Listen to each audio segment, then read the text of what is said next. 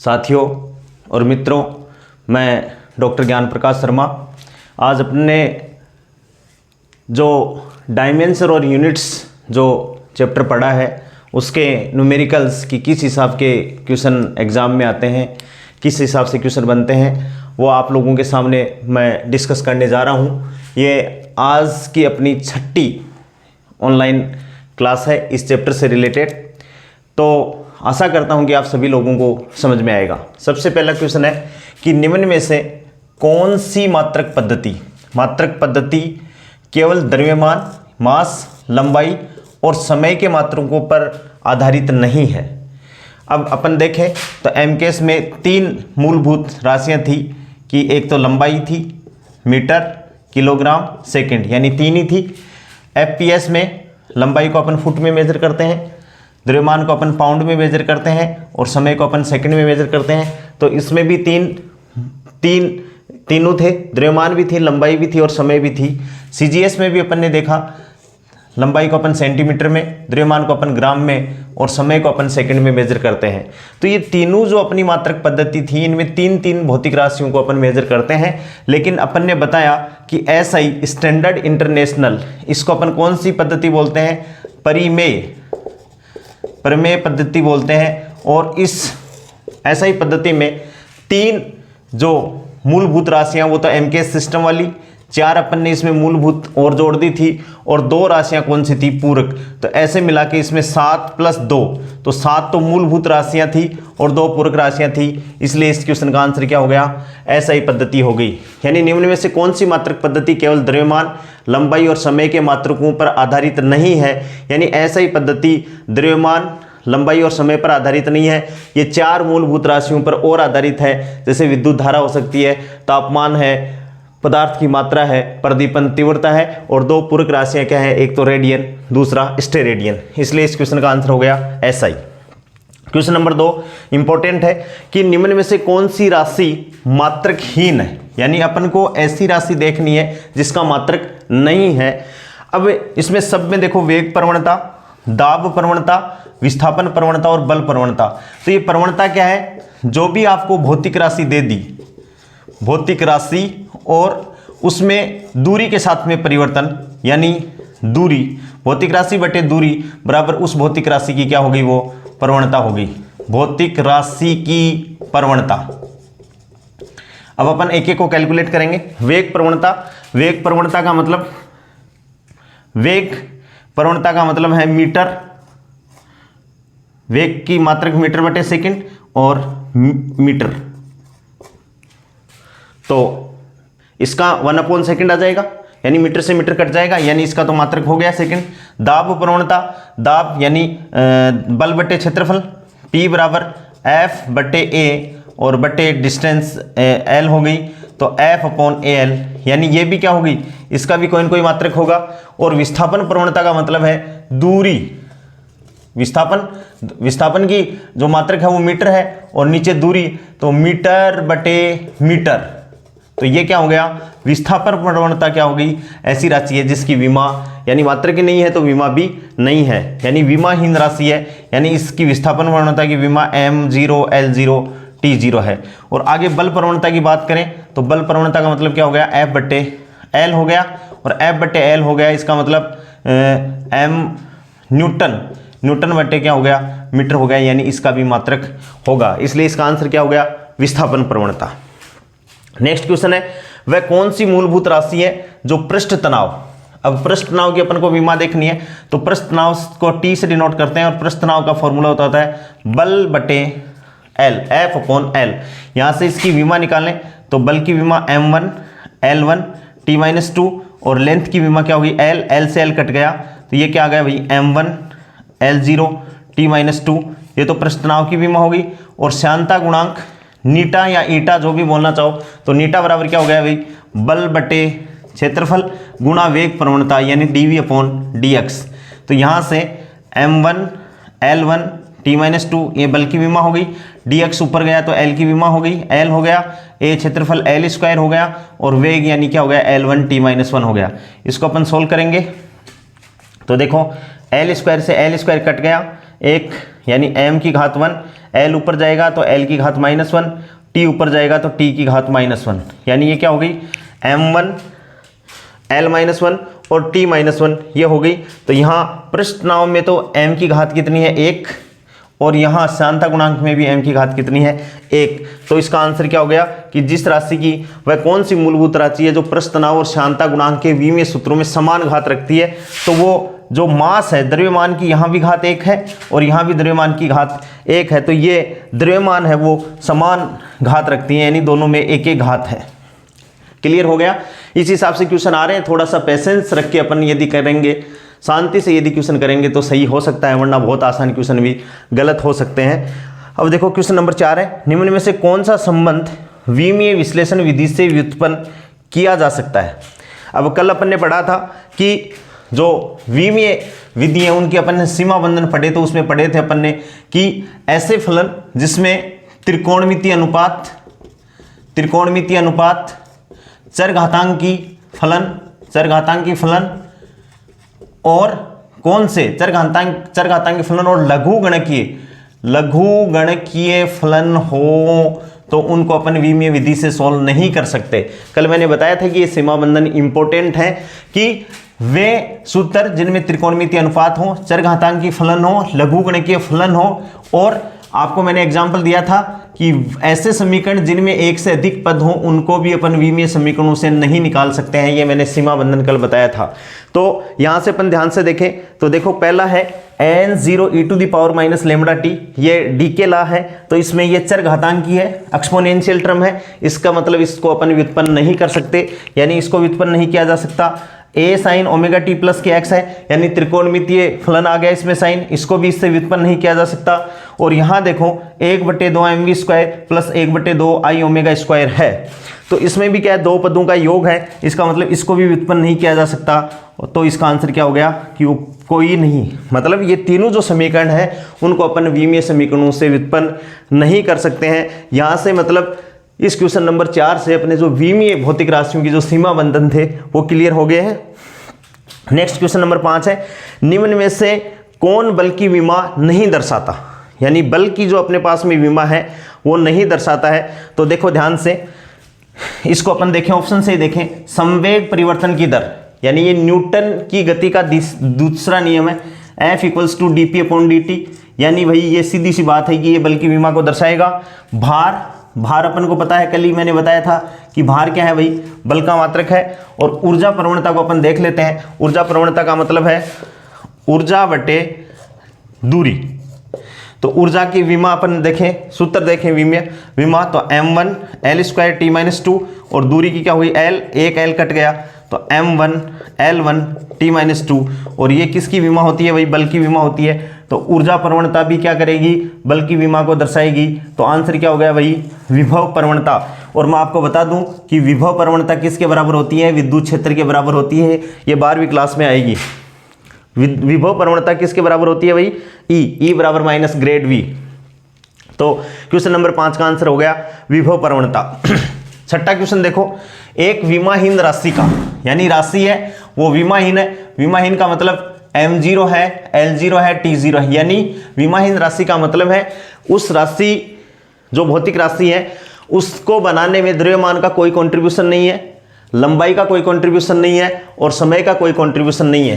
तो इसके लिए देखो क्या सही हो सकता है, कभी मात्रक नहीं होता। अब कोण है, मैंने कल बताया था कोण की विमा, कोण बराबर क्या होता है भाई, चाप बटे त्रिज्या। त्रिज्या इसका मतलब कोण विमाहीन है, यानी m0 l0 t0, और इसका मात्रक है, कल अपन ने बताया था रेडियन या डिग्री। कोण का मात्रक या तो रेडियन है या डिग्री। तो इसका पहला ऑप्शन क्या होगा, कभी मात्रक नहीं होता, यानी मात्रक होता है, यानी ये बात तो गलत हो गई। फिर क्या है, सदैव मात्रक होता है, जरूरी नहीं है। अब जैसे आवर्ती यह है विकृति है, उसको वो विमाहीन है m0 l0 t0, और उसका मात्रक नहीं होता, ये विमाहीन भी है और मात्रकहीन भी है, यानी ये बात भी क्या हो गई, गलत हो गई। मात्रक हो सकता है, ये संभावना है कि मात्रक हो भी सकता है और नहीं भी हो सकता, ये बात सही है। यहाँ से देखो कोण है वो विमाहीन है लेकिन मात्रक है, मात्रक हो सकता है। विकृति है उसका विमाहीन है लेकिन उसका मात्रक नहीं है और अस्तित्व नहीं है। अस्तित्व है वही दो राशियां अपन ने देख ली, तो इसका आंसर हो गया 3 नंबर का आंसर हो गया मात्रक हो सकता है। नेक्स्ट जो 7वां क्वेश्चन है, एक मात्रकहीन राशि का, मात्रकहीन यानी वह राशि जो मात्रकहीन है, जैसे अपन बोल रहे हैं विकृति, तो सबसे पहली बात तो क्या है, अस्तित्व नहीं होता, तो ये बात तो है कि वही विकृति तो अस्तित्व में है, तो पहली बात तो गलत होगी। सदैव अशून्य विमा होती है, मात्रकहीन सदैव अशून्य विमा होती है, ये बात भी सही नहीं है। सदैव अशून्य विमा होती हर राशि के लिए डिसाइड हो गई है, सदैव अशून्य विमा होती है, हो भी सकती है और नहीं भी हो सकती, तो इसका तीसरा आंसर है कभी अशून्य विमा नहीं होती, कभी अशून्य विमा नहीं होती है। और चौथा क्या है, अशून्य विमा हो सकती है, यानी ये भी गलत है, यानी इसका आंसर सही होगा कभी अशून्य विमा नहीं होती। अशून्य विमा नहीं होती इसका मतलब कोई न कोई कभी अशून्य विमा नहीं होती। क्वेश्चन नंबर 8 है, समान विमीय सूत्रों की दो भौतिक राशियां जिनमें से एक सदिश है और दूसरी क्या है भाई, अदिश है। तो इस क्वेश्चन को अपन दो तरीके से सही कर सकते हैं। यदि अपन को सदिश और अदिश के बारे में पता है, याद है, तो सही कर सकते हैं, और अदरवाइज विमाओं से अपन सही कर सकते हैं। जब देखो कार्य और ऊर्जा दोनों की विमा बराबर है, लेकिन दोनों अदिश राशि हैं, दोनों की दोनों कौन सी राशि है भाई, अदिश राशि है। इसका मतलब ये क्वेश्चन सही नहीं है, क्योंकि अपना जो क्वेश्चन है उसका आंसर है कि एक राशि तो सदिश होनी चाहिए और दूसरी क्या होनी चाहिए, अदिश होनी चाहिए, तो पहला आंसर गलत है। दूसरा है बल आघूर्ण एवं कार्य, अब कार्य तो क्या है भाई, अदिश, यानी मिल गया बात, और बल आघूर्ण क्या होता है, सदिश होता है। बल आघूर्ण की बात करें तो बल आघूर्ण क्या होता है, टो इक्वल्स टू बल गुणा बल की क्रिया रेखाओं के बीच की दूरी, बल गुणा बल की क्रिया रेखाओं के बीच की लंबवत दूरी, यानी टो इक्वल्स टू क्या होता है भाई, आर क्रॉस एफ। तो ये क्या है, दो सदिश राशियों का सदिश गुणनफल है। सदिश गुणनफल हमेशा क्या होता है, सदिश ही होता है, तो ये बात सही है, यानी इसका आंसर ये एक सदिश राशि है, दोनों की विमा बराबर होती है। आवेग और संवेग दोनों ही क्या है, दोनों ही सदिश राशि हैं, दोनों की विमा बराबर होती है, लेकिन दोनों ही सदिश है। अपन को तो एक सदिश और एक अदिश चाहिए, लेकिन यहाँ पर दोनों ही राशि सदिश होने के कारण ये आंसर भी गलत हो गया। और शक्ति, शक्ति क्या है भाई, पी अदिश राशि है, और दाब, दाब भी क्या होता है, अदिश राशि होती है। अब कोई कहे कि सर दाब की तो दिशा होती है, तो दाब की दिशा होती है, लेकिन दाब की दिशा हमेशा सतह के लंबवत होती है, हमेशा सतह के लंबवत। तो ये जो डायरेक्शन है वो अंडरस्टूड है, इसको बताने की जरूरत नहीं है। जहां दाब आ गया उसकी दिशा सतह के तल के क्या है, हमेशा लंबवत होती है। दूसरी बात, दाब पर जो भी नियम लगते हैं वो सदिशों के जोड़ने के, सदिशों के घटाने के, सदिशों के नियमों का पालन, सदिशों की जो बीजगणित के नियम है वो पालन नहीं करते, इसलिए दाब की दिशा है, फिर भी ये क्या है भाई, अदिश राशि है। ऐसी एक राशि और है जिसकी दिशा है, वो कौन सी राशि है भाई, विद्युत धारा, जिसकी दिशा तो है लेकिन वो भी क्या है, एक अदिश राशि है। इस हिसाब से देखो ये 8 क्वेश्चन है, बहुत नॉर्मल क्वेश्चन है, लेकिन अपन यदि इनको ध्यान से करेंगे तो अपन इनके आंसर सही दे सकते हैं। अब नेक्स्ट 9वां नंबर का क्वेश्चन मैं करना चाहूँ, समझ में आ रहा होगा आशा करता हूँ। यदि कोई प्रॉब्लम आए तो आप मेरे को कमेंट्स बॉक्स में लिख सकते हो कि सर ये प्रॉब्लम आ रही है, तो अपन उसको सही कर लेंगे।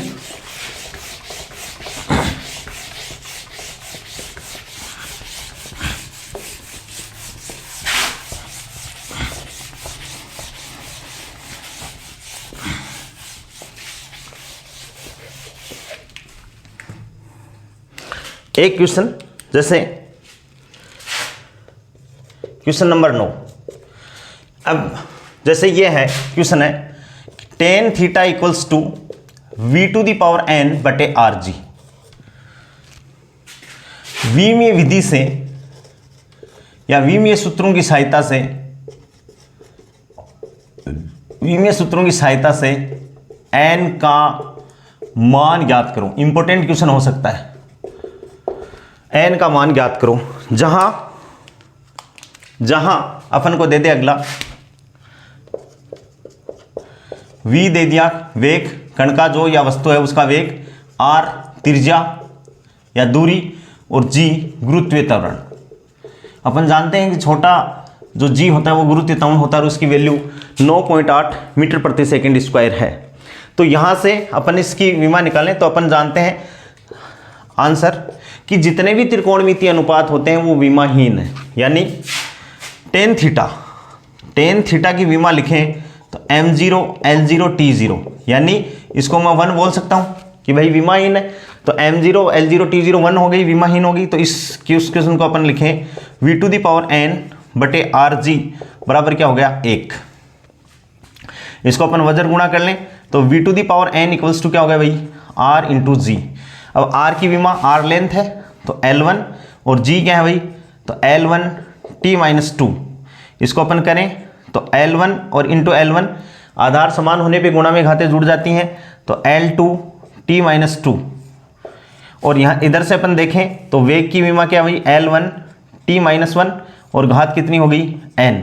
यहाँ से अपन देखें तो L1 t-1 और इसकी घात अपन क्या कर देते हैं भाई 2 कर देते हैं। अब देखो यहाँ भी विमा किसकी विमा है वेग की विमा है, यहाँ भी किसकी विमा है वेग की विमा है, दोनों तरफ विमाएं बराबर हैं। तो विमा बराबर हो तो दोनों तरफ घातों की तुलना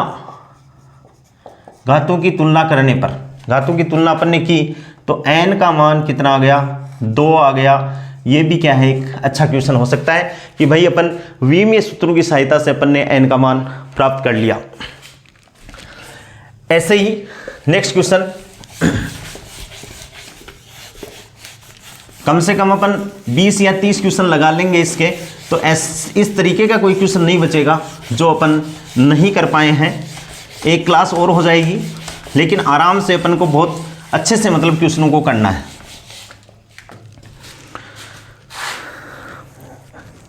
जैसे एक क्वेश्चन मैं दिखाऊं आपको करूं क्वेश्चन नंबर 10। क्वेश्चन नंबर 10 की बात करें कि अपन को क्या दे दिया, कोई ये क्वेश्चन दे दिया वांडर वाल समीकरण या वांडर वाल समीकरण दे दिया गैसों के लिए। तो ये क्या होता है भाई P plus A/V² V minus B equals to RT। और इसमें बहुत बार ये क्वेश्चन पूछा जाता है कि इसमें A और जो B हैं वो नियतांक हैं, उनकी विमा अपन को निकालनी है। जहां P तो क्या है दाब और जो ये V है वो क्या है आयतन। यहां पर अपन को A एंड B की विमा कैलकुलेट करके बतानी है। तो कैसे कैलकुलेट करें, कल मैंने आपको बताया था कि भौतिक राशि में लेंथ में अपन लेंथ जोड़े तो लेंथ आएगी, लेंथ में से लेंथ घटाएं तो भी लेंथ आएगी, मास में मास जोड़े तो भी मास आएगा, समय में समय जोड़े तो भी समय आएगा। तो यहाँ से इस क्वेश्चन को ध्यान से देखें तो देखो P प्लस A/V² है, V minus B equals to क्या भाई RT। तो ये देखो ये P क्या है दाब है, अपन बोल रहे हैं कि ये दाब है। तो दाब में अपन ने क्या जोड़ा है A/V²। तो इसका मतलब दाब में दाब ही जुड़ सकता है, यानी अपन कह सकते हैं कि A/V² की विमा बराबर P की विमा। सही बात है कि भाई दाब में A/V² जुड़ा हुआ है तो जो दाब की विमा है वो ही A/V² की विमा है, क्योंकि अपन समान विमाओं की भौतिक राशियों को जोड़ सकते हैं। तो यहां से A/V² इक्वल्स टू P की विमा और A बराबर क्या हो गया भाई PV²। यहां V आयतन है तो अब P दाब, दाब बराबर क्या होता है भाई बल बट्टे क्षेत्रफल इक्वल्स टू बल की विमा m1 L1 t-2 और क्षेत्रफल क्या हो गया L²। L ऊपर जाएगा तो m1 L की घात -1 और t-2। ये किसकी विमा हो गई P की विमा हो गई। और V क्या है आयतन, आयतन लंबाई गुणा चौड़ाई गुणा ऊंचाई हो गया तो आयतन की विमा ये हो गई। तो P की विमा कितनी हो गई भाई m1 L-1 t-2 और ये L² है तो L की क्यूब की घात कितनी हो गई भाई 2। तो इसको अपन सोल्व करें m1 L-1 t-2 और इंटू L की घात 6। तो ये क्या हो गया m1 L की घात 5 और t की घात -2। ये किसकी हो गई A की विमा हो गई। ये क्वेश्चन बहुत बार परीक्षा में पूछा जाता है m1 L की घात 5 और t की घात -2। और यहाँ से दूसरा जो B है वो देखो किस में से घट रहा है भाई B है वो आयतन में से घट रहा है। तो इसका मतलब आयतन में से आयतन ही घट सकता है। तो अपन B की विमा अपन कह सकते हैं बी की विमा बराबर वी की विमा। बी की विमा बराबर किसकी विमा होगी भाई? वी की विमा होगी। और बी की विमा बराबर क्या होगी भाई? वी की विमा यानी एल क्यूब होगी। और तो बी की विमा होगी m0 एल क्यूब t0। इस हिसाब से इस क्वेश्चन का आंसर क्या हो गया कि ए की विमा तो ये होगी m1 l की घात 5 t की घात -2। इस हिसाब से एक नेक्स्ट क्वेश्चन और,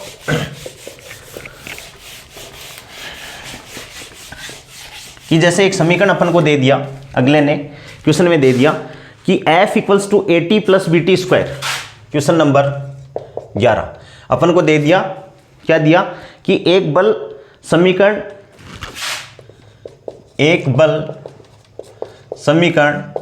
f equals to AT plus BT square द्वारा दिया जाता है, जहां t समय है,